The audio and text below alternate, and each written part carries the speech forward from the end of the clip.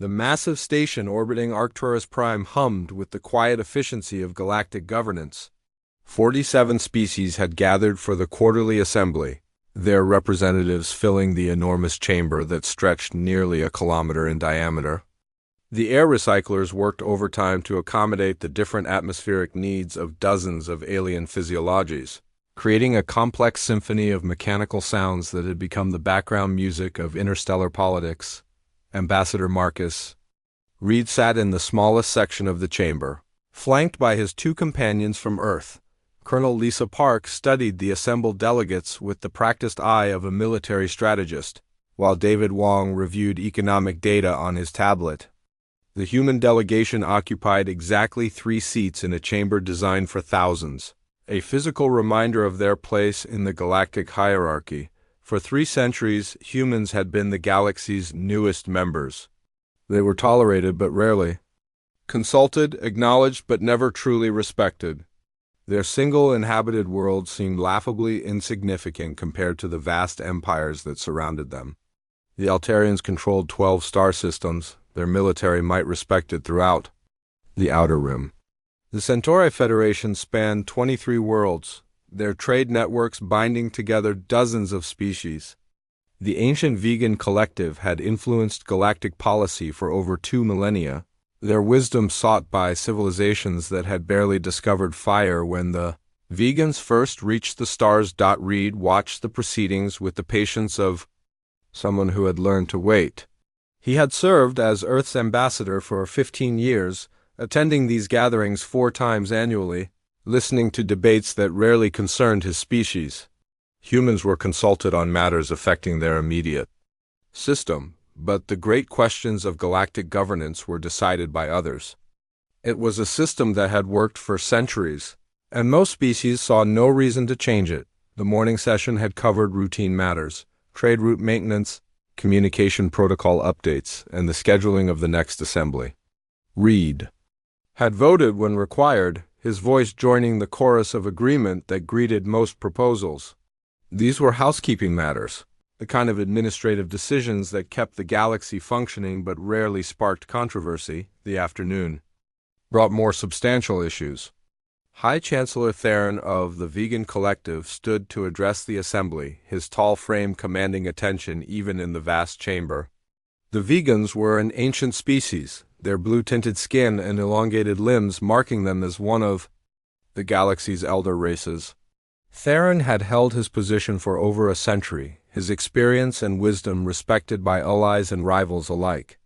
"Honored delegates," Theron began, his voice carrying clearly through the chamber's advanced acoustics, "we gather today to address a matter of galactic security and economic stability.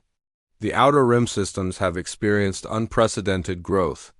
In recent decades, new colonies, expanded mining operations, and increased industrial activity have created opportunities but also challenges." Reed leaned forward slightly. The Outer Rim included several systems where human mining operations had established footholds.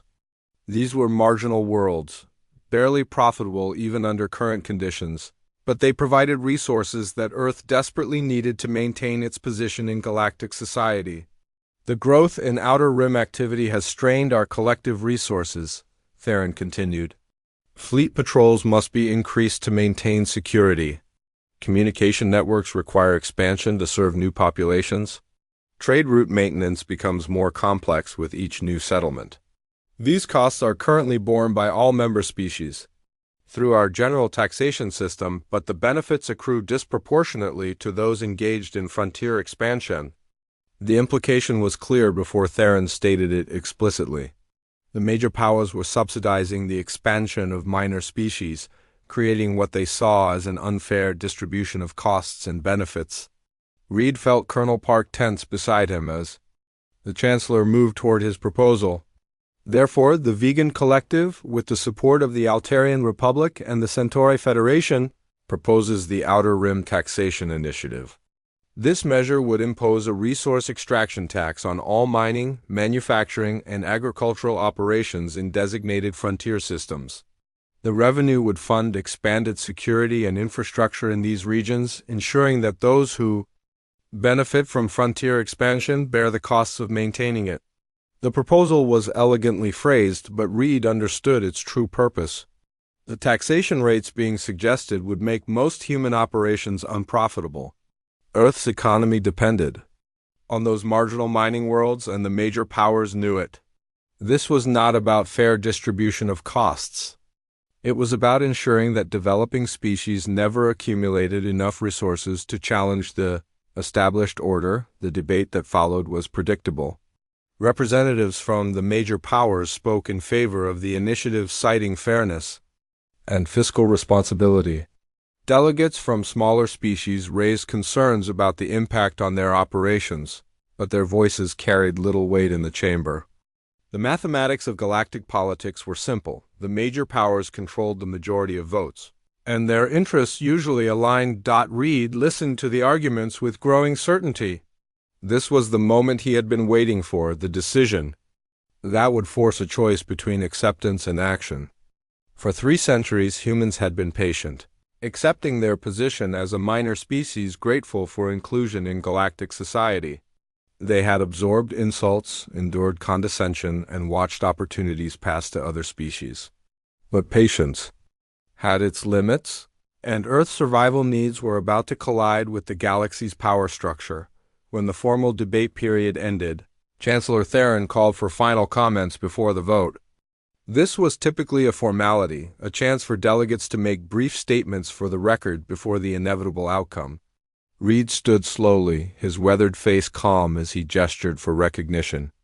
"The chair recognizes the representative from Earth," Theron announced, his tone carrying the polite disinterest reserved for minor players in galactic politics. The chamber settled into the quiet rustle of beings preparing to endure another brief, ineffectual protest. Humans rarely spoke during these sessions, usually content to register their votes and remain silent. When they did contribute, it was typically a stammering appeal for consideration that was politely noted and promptly ignored. Reed walked to the speaking podium, his steps measured and deliberate. Colonel Park and David Wong watched him with expressions of professional interest, but something in their posture suggested they were prepared for more than the usual diplomatic courtesy. The ambassador placed his hands on the podium and looked out at the assembled delegates, his gaze steady and unhurried. The chamber was quiet, filled with the expectant silence of beings waiting for a minor inconvenience to pass. They expected the familiar pattern, a brief statement of opposition, a plea for reconsideration, and a graceful acceptance of the inevitable. What they got instead was something that would change the balance of power in the galaxy forever. Marcus Reed stood at the podium, his presence somehow filling the vast chamber despite his unremarkable appearance. The assembled delegates waited with the polite attention given to minor species, expecting the usual diplomatic protests they had heard countless times before. Instead, Reed spoke with a calm confidence that made several representatives lean forward in their seats. "You want to know what humans learned in our darkest hours?" Reed's voice carried clearly through the chamber's acoustics, each word distinct and measured. "We learned that when you have nothing left to lose, you stop playing by other people's rules." The ambassador's tone remained conversational, almost friendly, but something fundamental had changed in the chamber's atmosphere. Colonel Park and David Wong exchanged glances, recognizing something in their colleague that they had never seen before. This was not the diplomatic Marcus Reed they knew, the careful negotiator who had spent 15 years building relationships and avoiding confrontation. "For 3 centuries we've sat quietly while you carved up the galaxy among yourselves," Reed continued, his hands resting easily on the podium. "We've accepted your condescension, your dismissal, your assumption that we're just another primitive species grateful for your tolerance. And maybe we were grateful for a while." General Cross of the Altarian Republic shifted uncomfortably in his seat. Something in the human's tone was triggering instincts that had kept his species alive for millions of years. The words were polite, but underneath lay something that made the veteran military officer's combat reflexes stir. Reed began, walking slowly around the human delegation's small table, his movement casual but purposeful. "But you've made a critical error in your assessment of humanity. You've confused patience with weakness. You've mistaken strategic silence for inability to act. And now you want to tax us into submission to ensure we never rise beyond our current status. The chamber had grown completely silent. Even the mechanical hum of the life support system seemed muted. Translation devices worked overtime to convey not just Reed's words but the subtle implications behind them to dozens of different species. "Let me share something with you about human history," Reed said, stopping his movement to face the assembled delegates directly. "We've never been the strongest species on our world. We've never been the fastest or the most venomous or the most naturally armed. But we became the dominant life form on Earth for one simple reason. We never stop. We never give up. We never accept defeat as permanent." Chancellor Theron's expression had shifted from polite interest to something approaching concern. In 2 millennia of galactic politics, he had heard many threats, most of them empty bluster from species trying to project strength they did not possess. But there was something different about the humans' words, a certainty that spoke of preparation rather than desperation. "You want to know what we've been doing for 3 centuries while you ignored us?"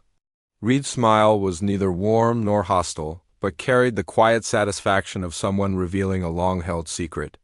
"We've been learning, studying, preparing. Did you really think we were just sitting on one world, playing with primitive technology?" Prime Minister Valdez of the Centauri Federation activated her communication device, speaking urgently in her native language. Other delegates began similar conversations, their voices creating a low murmur of concern that rippled through the chamber. Something in Reed's tone suggested that this was not empty posturing, but the prelude to a revelation that would change everything. "The taxation initiative will fail," Reed continued, his voice cutting through the growing noise. "Not because we'll vote against it. Our 3 votes mean nothing here.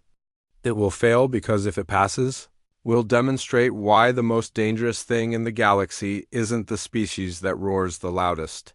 It's the one that's been quietly sharpening its claws." The chamber erupted in chaos. Some delegates laughed, dismissing the humans' words as desperate bluffing. Others expressed outrage at what they perceived as threats against galactic stability. A few sat in thoughtful silence, recognizing that something significant was happening, but not yet understanding what it might be. Chancellor Theron called for order, his voice carrying the authority of centuries in galactic governance. "Ambassador Reed, I must ask you to clarify your statement. Are you making threats against the legal proceedings of this assembly?" Reed's expression remained calm as the noise died down. "I'm making no threats, Chancellor. I'm simply explaining consequences. There's a difference between threatening someone and informing them that their actions will have results they haven't considered."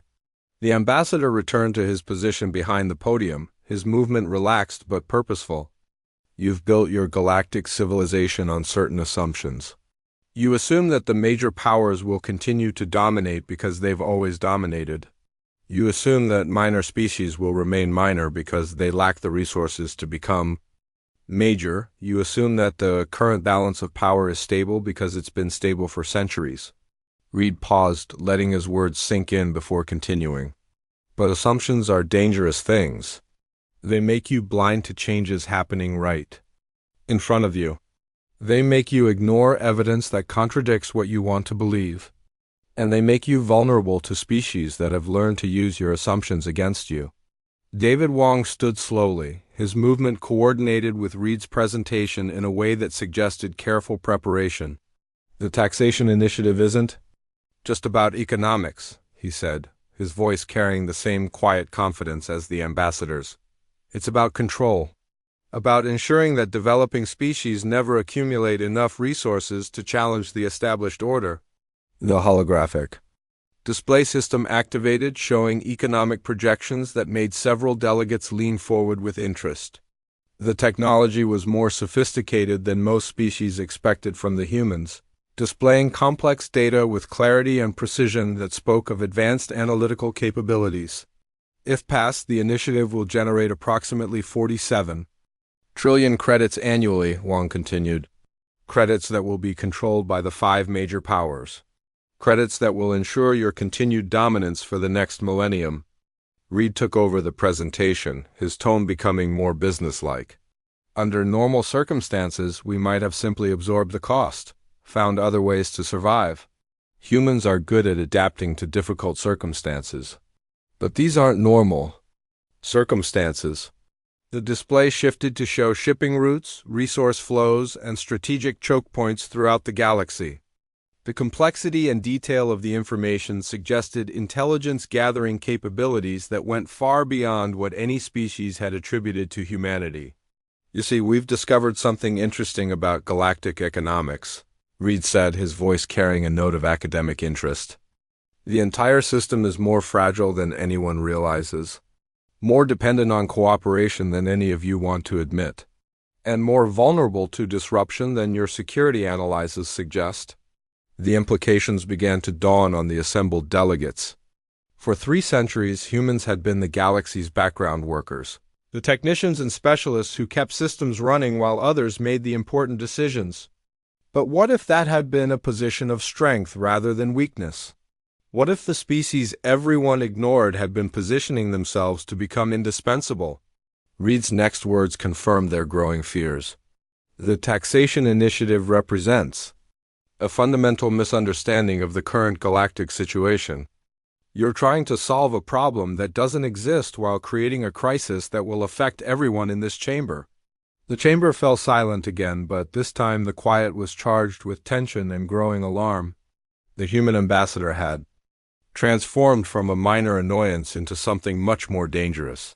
A player who had been hiding his true strength while others revealed theirs. The chamber remained in stunned silence after Reed's declaration. Chancellor Theron gripped the arms of his chair, his knuckles showing white against his blue-tinted skin. The implications of the human's words were still sinking in, but the tone of absolute certainty was impossible to ignore. "You speak of consequences and crises?" Theron said carefully, his voice carrying the weight of 2 millennia of diplomatic experience. "Perhaps you would care to elaborate on these threats?" Reed's expression remained pleasant, almost amused. "They're not threats, Chancellor. They're projections based on data analysis. Would you like to see the data?" Without waiting for an answer, Reed nodded to Colonel Park, who activated the holographic display system. The projection that appeared was far more sophisticated than anything the delegates had expected from human technology.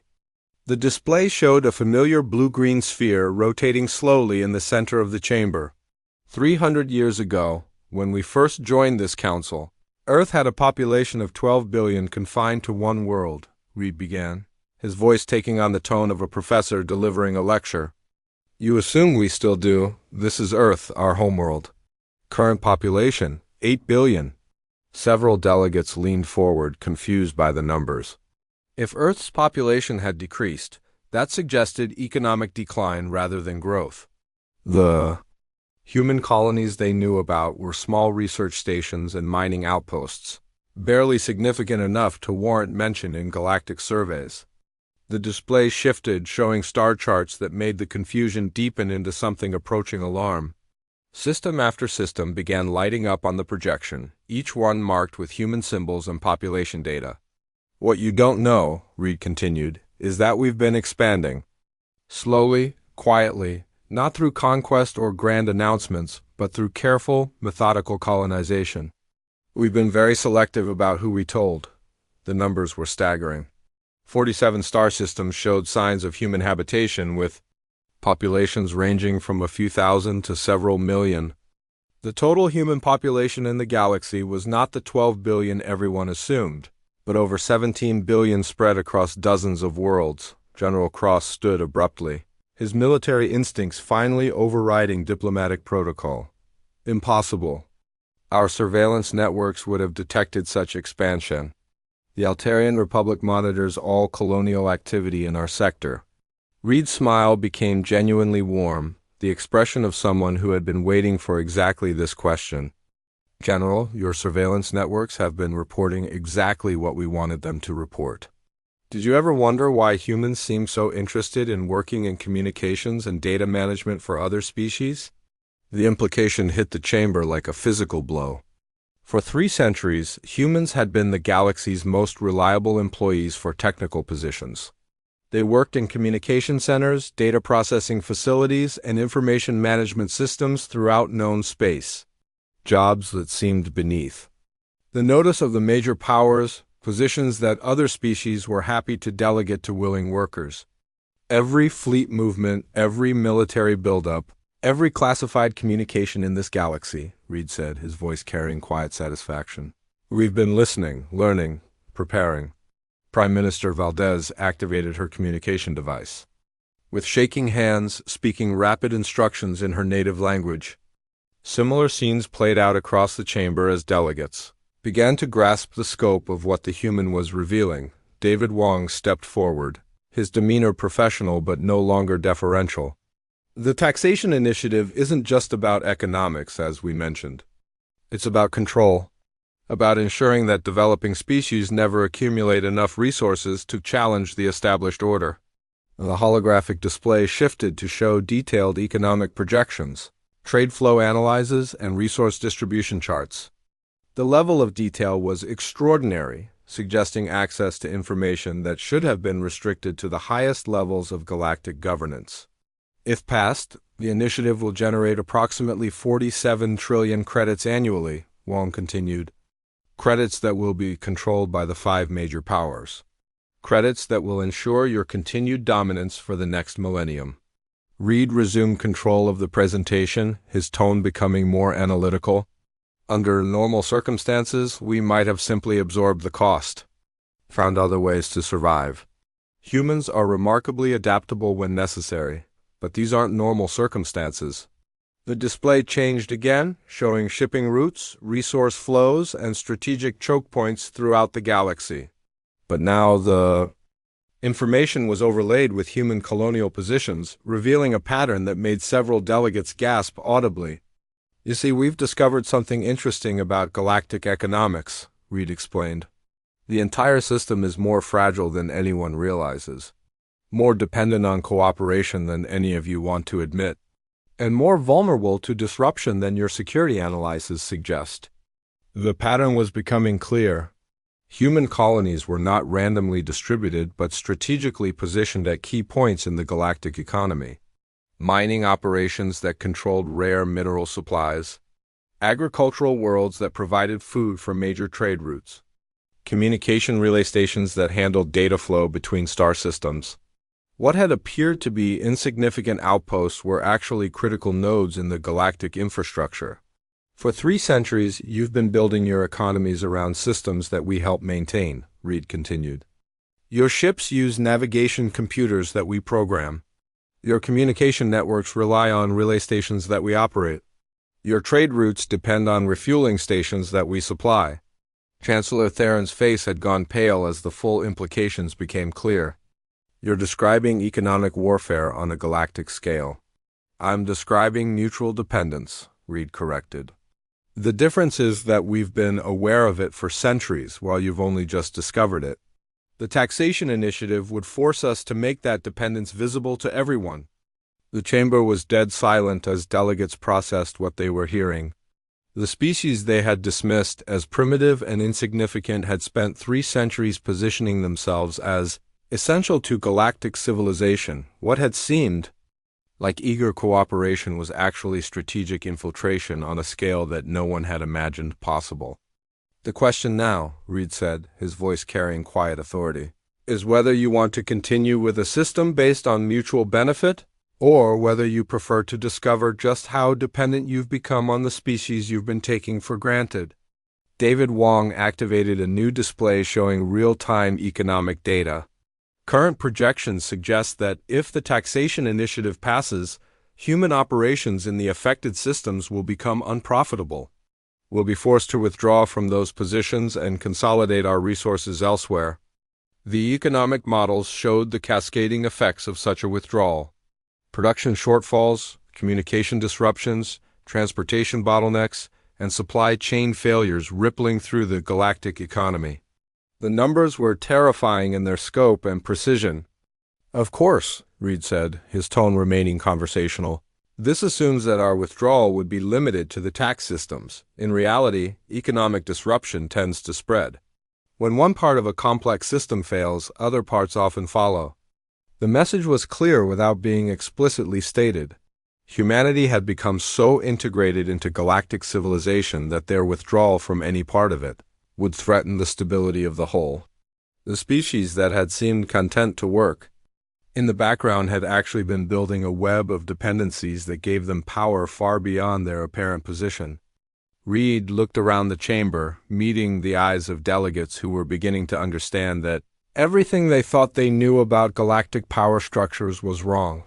The quiet species that had sat in the smallest section of the chamber for 3 centuries had just revealed that they controlled the economic foundations of galactic civilization. Chancellor Theron's voice cut through the stunned silence of the chamber, carrying the authority of 2 millennia of galactic governance. "Are you threatening the stability of galactic commerce, Ambassador?" Reed's expression remained unchanged, his calm demeanor now seeming more ominous than diplomatic. "I'm explaining consequences, Chancellor. There's a difference between making threats and describing the natural results of specific actions." Colonel Park stepped forward, her military bearing evident as she activated a new section of the holographic display.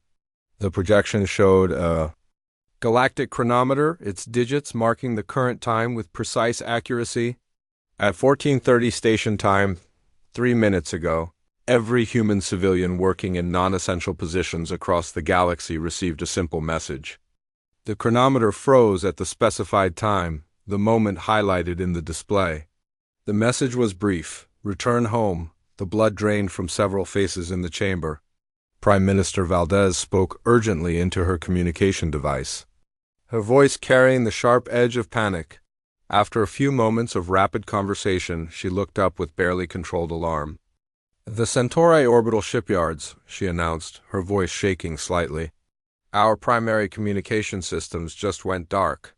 30% of our technical staff just left. They're requesting immediate transport to Earth territories." Similar reports began flooding in from around the chamber. The Altarian mining operations reported sudden departures of engineering personnel. The vegan transport networks experienced mass resignations from their logistics coordinators. The Rigelian manufacturing centers watched their quality control supervisors pack their belongings and head for the nearest transport hubs. General Cross stood abruptly, his military instincts finally overriding diplomatic protocol. "This is economic warfare, an open act of aggression against the entire galaxy."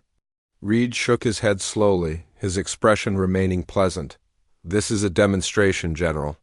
Our people are simply exercising their right to seek employment elsewhere. There's nothing illegal about choosing to work for different employers." The distinction was crucial, and everyone in the chamber understood it. Human workers were not violating any contracts or treaties. They were simply choosing to leave their positions and return to human-controlled space. The fact that their departure was coordinated and precisely timed suggested planning, but planning was not illegal. David Wong stood, his expression purely businesslike. "Of course, we understand this creates certain inconveniences for our galactic partners. We're prepared to discuss arrangements for the orderly transition of responsibilities to replacement personnel." The holographic display shifted to show economic projections that made several delegates lean back in their chairs. The numbers were staggering in their implications for galactic commerce and industry. Current estimates suggest that the sudden departure of human technical personnel will reduce galactic industrial output by approximately 37% within 6 months, Wong continued in the same matter-of-fact tone. Transport efficiency will decline by 42%. Communication network reliability will drop by 59%. The projections were based on detailed analysis of human positions throughout galactic civilization. For 3 centuries, humans had been working in technical roles that other species considered beneath their notice. But those roles were the foundation upon which galactic society functioned. "But here's what's really interesting," Reed said, taking over the presentation. "These projections assume you can replace human workers with personnel from other species. Unfortunately, most of your people have been focused on leadership and management roles. The technical expertise has been outsourced. The implications were devastating. The major powers had spent centuries developing their political and military leadership while depending on other species for technical support. Humans had been happy to fill those roles, and their reliability had made them indispensable without anyone realizing it. Chancellor Theron's hands were shaking as he processed the full scope of what was happening. "What do you want?" Reed's answer was immediate and specific. "We want the taxation initiative withdrawn. Permanently, we want formal recognition of human territorial claims to the 47 systems we've colonized. We want equal representation in galactic governance proportional to our population and economic contribution." The demands were presented as simple facts rather than negotiating positions. Reed's tone suggested that these were not opening offers but final terms. "And we want all of this decided in the next 48 hours, he continued. "Because at the end of that time, if we don't have an agreement, the demonstration becomes permanent." The chamber erupted in chaos as delegates began frantic communications with their home governments. The reality of the situation was beginning to sink in. Humanity was not requesting consideration.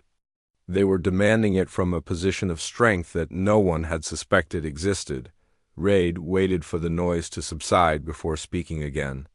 "Oh, and one more thing. We want apologies. Public, formal apologies from every government that has dismissed, ignored, or condescended to humanity over the past 3 centuries. The demand for apologies was perhaps the most shocking element of the human position. It suggested that this was not just about economics or political power, but about dignity and respect. The species that had been treated as grateful supplicants for 3 centuries was demanding acknowledgement of their mistreatment. General Cross activated his communication device, speaking rapidly in Altarian military code. After a few moments, he looked up with an expression of grim confirmation. "Our mining operations are reporting system failures across all major facilities. Technical staff are abandoning their posts. Production has dropped by 60% in the last hour." Similar reports came from across the chamber. The vegan transport networks were experiencing coordination failures as their human logistics personnel disappeared. The Rigelian manufacturing centers were shutting down production lines as quality control systems failed without their human operators. Raid observed the growing panic with calm satisfaction. This is what happens when you take essential workers for granted. You assume they'll always be there, always be willing to work for whatever terms you offer. But employment is a two-way relationship. We've been good employees for 3 centuries. Now we're exploring other opportunities. The demonstration was perfectly legal and completely devastating. No laws were being broken, no treaties violated. Humans were simply choosing to work elsewhere, and their absence was revealing just how dependent galactic civilization had become on their contributions. David Wong activated a new display showing replacement timelines and training requirements. "We estimate that replacing human technical personnel with workers from other species will require approximately 18 months of training per position. This assumes that qualified candidates are available and willing to relocate to the affected systems." The logistics of replacement were nightmarish. Most species had never needed to develop the technical expertise that humans provided. Their educational systems focused on different skills. Their cultural values emphasized different career paths. Finding and training replacement workers would take years, not months. "Of course," Reed added, "we'd be happy to provide training and transition services to our replacements. For a reasonable fee, naturally." The offer was simultaneously generous and insulting. Humanity was willing to help train their own replacements, but only if they were properly compensated for the service. The species that had been taken for granted was now in a position to dictate the terms of their own replacement. Chancellor Theron looked around the chamber, seeing the same expression of stunned realization on every face.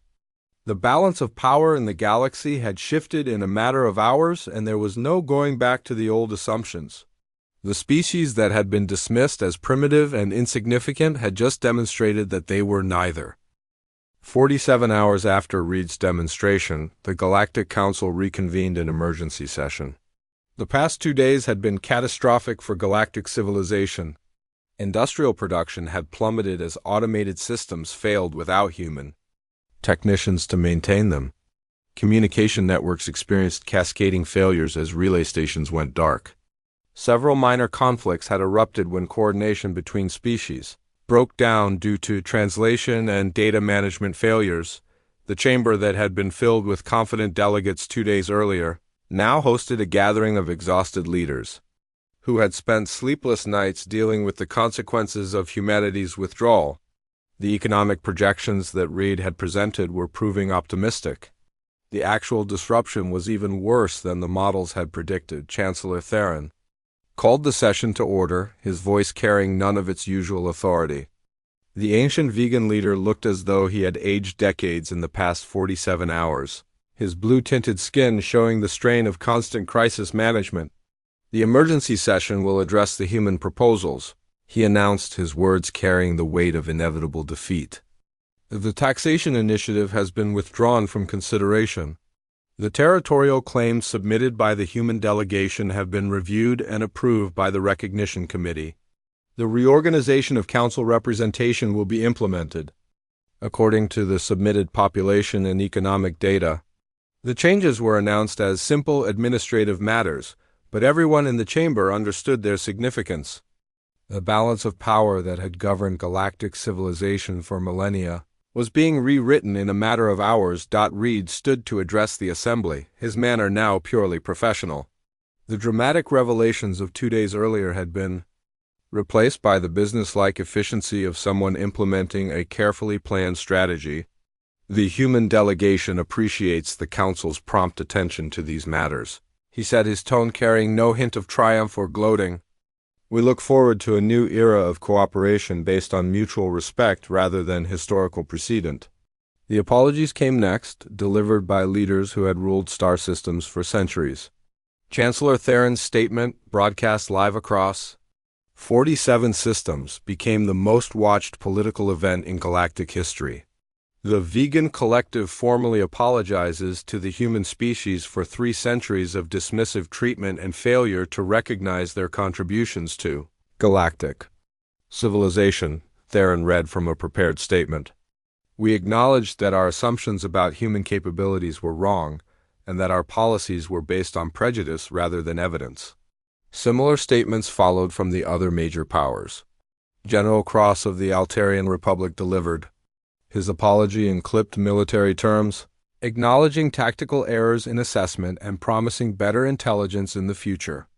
Prime Minister Valdez of the Centauri Federation offered a more emotional apology, recognizing the economic injustices that had been imposed on developing species. The apologies were humiliating for species that had considered themselves the natural leaders of galactic civilization. But they were also necessary acknowledgments of a new reality.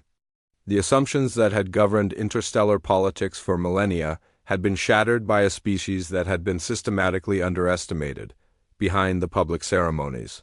The real work of restructuring galactic civilization began. Human technical personnel returned to their positions, but under new contracts that reflected their actual value to the systems they maintained. The hidden colonies were officially acknowledged, their populations and capabilities formally recognized. By galactic authorities, the intelligence networks that had monitored galactic communications for centuries were quietly restructured. Other species began to understand that their most sensitive information had been compromised for generations, not through espionage or warfare, but through the simple expedient of hiring humans to manage their data systems. Reed's replacement arrived 3 months later. Ambassador Lisa Park, formerly Colonel Park, brought with her a delegation of technical specialists and economic advisors. Her first address to the Council was brief and pointed. Humanity is ready to be a partner in galactic governance, she announced. We hope you're ready to be partners with us. The galaxy's leaders were indeed ready, though not from choice. The Demonstration had shown them that their civilization was far more fragile and interdependent than they had realized. The species they had dismissed as primitive and insignificant had revealed themselves to be the foundation upon which galactic society rested. The immediate changes were visible in the council chamber itself. The human delegation now occupied a section proportional to their population and economic contribution. Human representatives served on committees that had previously excluded them. Human technical staff provided support services that had once been delegated to other species, but the deeper changes were more subtle and more significant. The assumptions that had governed galactic politics for millennia were gone. The major powers were no longer certain of their supremacy. The minor species were no longer certain of their subordination. The balance of power had shifted, and everyone was still adjusting to the new reality. In the Outer Rim, on worlds that would have been economically strangled by the taxation initiative, new schools taught human history alongside local traditions. The lesson was always the same: patience, preparation, and the willingness to act when action becomes necessary. The galaxy was still governed by the same council, still maintained the same trade routes, still followed the same basic laws. But the distribution of power had changed irrevocably. The species that had been content to work in the background had stepped forward to claim their rightful place in galactic civilization. Years later, xenohistorians studying the period would call it the Silent Revolution. The moment when humanity revealed that they had been playing a completely different game than anyone realized. The species that had been dismissed as primitive and insignificant had spent 3 centuries positioning themselves as indispensable to galactic civilization. The galaxy's leaders eventually learned to sleep again. Though it took time, the knowledge that they had been so thoroughly outmaneuvered by a species they had ignored was difficult to accept. But they adapted, as species must adapt to survive in a changing universe. The human motto, adopted by the Galactic Council and inscribed on the new assembly hall, served as a permanent reminder of the lessons learned during those 47 hours. The words were simple but profound.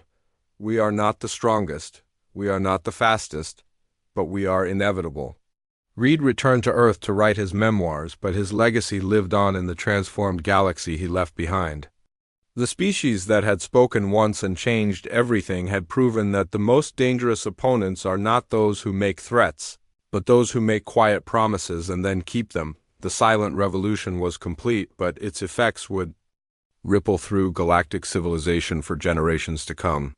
Humanity had claimed its place among the stars, not through conquest or warfare, but through patience, preparation, and the willingness to act when the moment was right.